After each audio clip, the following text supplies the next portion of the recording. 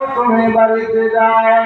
উহুদের ময়দানের সময় নবীজি আলোচনা সাহাবীদের করতেছেন বাড়িতে হাফেজ মাওলানা মোহাম্মদ আবু বকর সিদ্দিক আমি সুজন। নবীজি আগে যাচ্ছি, যাও তুমি বাড়িতে স্ত্রীর সাথে সময় দাও।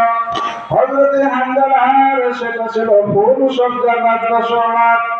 হযরতে হানজালা বলে, ইয়া রাসূলুল্লাহ, ইয়া হাবিবাল্লাহ, নবী গো,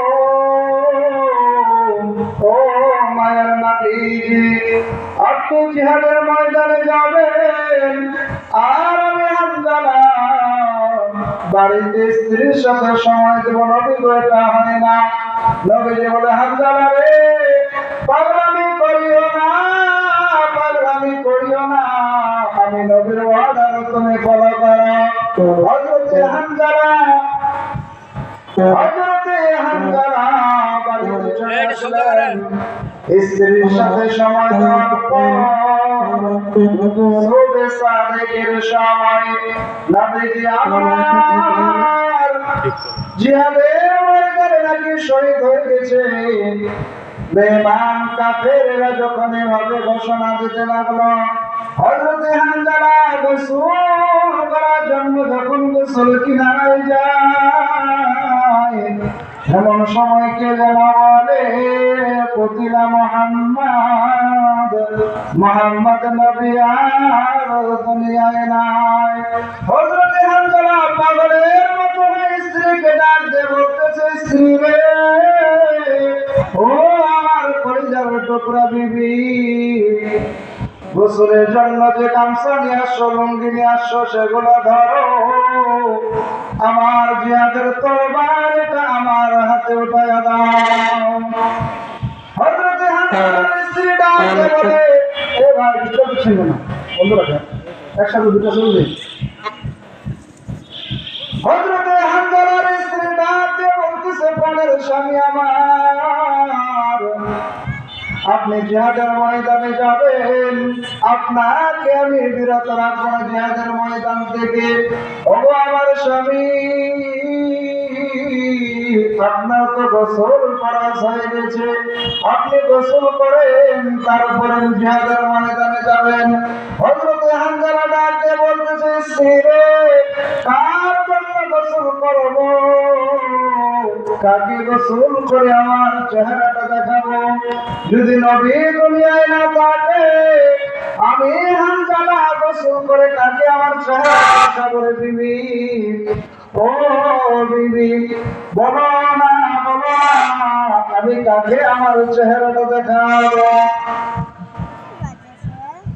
চালান আপনি, চালান। আমি কাকে আমার চেহারাটা দেখাবো, বলো না। হযরতে হানজালা ডাক দিয়ে বলে, স্ত্রী রে, আমার তরবারিটা আমার হাতে উঠাইয়া দাও। হযরতে হানজালা জিহাদের ময়দানে তরবারি নিয়ে যখন যাচ্ছিলেন, যাওয়ার পরে অসংখ্য কাফেরদেরকে জাহান্নামে পাঠাই দিয়ে হযরতে হানজালা শহীদ হয়ে গেলেন। জিহাদের ময়দানে পড়ে সাহাবীদের কাঁধের উপর উঠে পয়গম্বর আলাইহিস সালাতু ওয়াস সালাম যখন দাঁড়াইলেন, আমার নবীজি ঘোষণা করলেন, আমার সাহাবীরা রে, তোমরা শোনো, শোনো, যারা আল্লাহর দ্বীন কায়েমের জন্য, আমার ইজ্জত রক্ষার জন্য, যারা উহুদের ময়দানে এসে শহীদ হয়ে গেছে, তাদেরকে তোমরা বিনা গোসলে কবর দিয়ে দাও। এমন সময় একজন মহিলা পর্দা করে এসে বলে, ইয়া রাসূলুল্লাহ, ইয়া হাবিবাল্লাহ,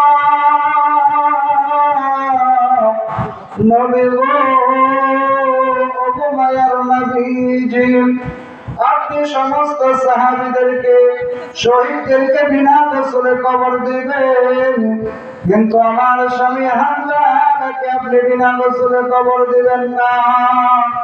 নবীজি ডাক দিয়ে বলে, মাগো মা, তোমাকে তো ঠিক চিনতে পারলাম না, তুমি কে?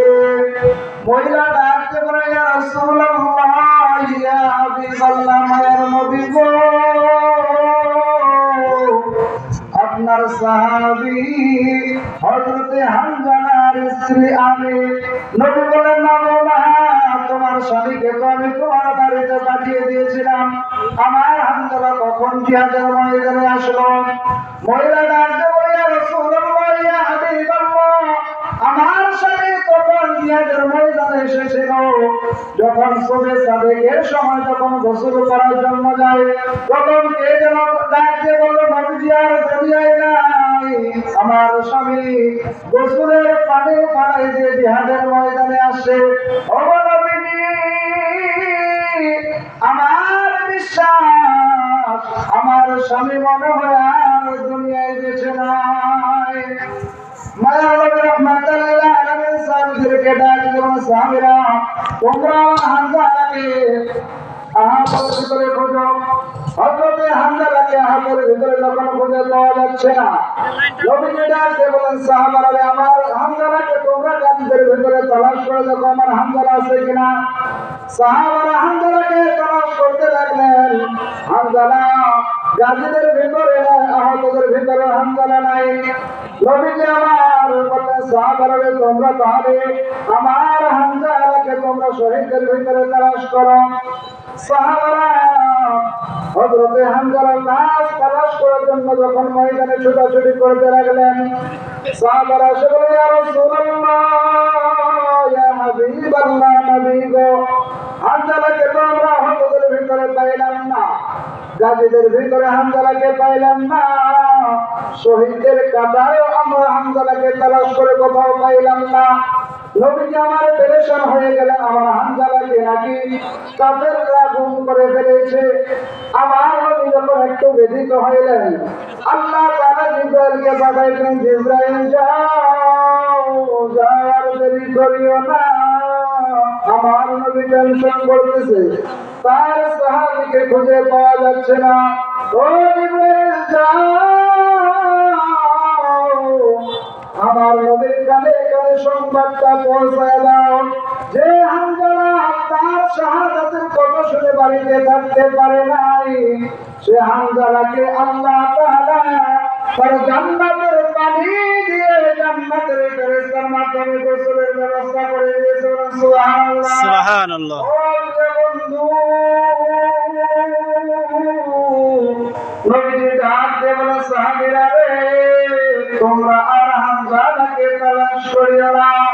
আল্লাহ তাআলা ইতিমধ্যে জান্নাতের পানি দিয়ে জান্নাতের ফেরেশতাদের মাধ্যমে হামজালার গোসলের ব্যবস্থা করে দিয়েছে। কান্দিয়া ও রে, হামজালা শহীদ হলো রে, কলিজা ফেটেছে সেই জঙ্গে উহুদে, নবীর ডাকে আঘাতে বলেন বিবির পরে, নবীদের সাহাবাদের বলেন গোসল দিতে সেই জঙ্গে উহুদে, যুদ্ধে গেলেন শহীদ হলেন নাপাক হালাতে।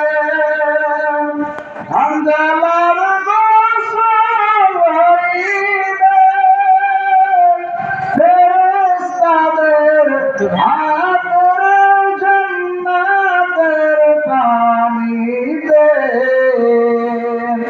নবীজি ডাকতে বলে, সাহাবীরা রে, ইতিমধ্যে আল্লাহ তাআলা জান্নাতের পানি দিয়ে হামজালার গোসলের ব্যবস্থা করে দিয়েছে। আমার মুসলমান ভাইরা, নবীর প্রেম যদি থাকে অন্তরে, নবীর ভালোবাসা যদি থাকে, নবীর জন্য যদি অন্তরে যদি ভালোবাসা থাকে, দেরি না করে ওয়াজ মাহফিলের প্যান্ডেলে চলে আসেন। আমাদের প্যান্ডেলে তাশরীফ আনবেন। পীর সাহেব আপনারা সকলে চলে আসেন। আলহামদুলিল্লাহ আমার ভাইরা, এই ওয়াজ মাহফিলের জন্য অনেক প্রচার করা হয়েছে, অনেক প্রচার করা হয়েছে। মাহফিলের জন্য মাইকিং করা হয়েছিল, পোস্টার করে গলিতে গলিতে প্রতিটা জায়গায় এই ওয়াজ মাহফিলের পোস্টার পৌঁছে দেওয়া হয়েছে।